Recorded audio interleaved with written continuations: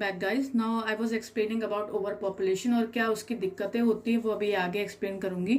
Now this is because over population involves the strain that population growth has on the development of the country. अब जब population बहुत ज्यादा है, resources कम है, तो कहीं ना कहीं वो डेवलपमेंट जो होती है कंट्री की वो कहीं ना कहीं इफेक्ट होती है. Now overpopulation index takes into consideration the total population, land area, food production, water resources and the total area under cultivation. तो ये सारी चीजें हैं जो ओवर पॉपुलेशन में कहीं ना कहीं इफेक्ट होती है. तो हम लोग इधर देख सकते हैं कि ये एक मैंगलोर जो इंडिया का रीजन है, ये उसकी पॉपुलेशन है, यानी ये पॉपुलेशन नहीं है, ओवर पॉपुलेशन है.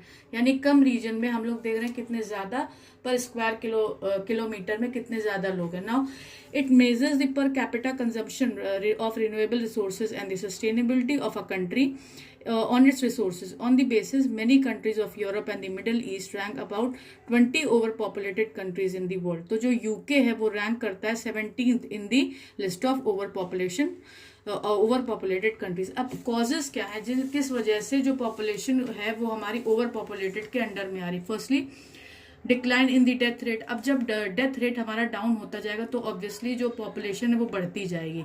अब क्योंकि हमारी साइंस ने इतनी ज्यादा तरक्की कर ली, इतनी प्रोग्रेस कर ली कि जो डेथ रेट है वो कहीं ना कहीं डाउन हो रहा है. डेथ रेट और बर्थ रेट क्या होता है इसके बारे में मैंने लास्ट वीडियोज में समझाया. Please go through those videos, आपको पूरा टर्म समझ में आ जाएगा.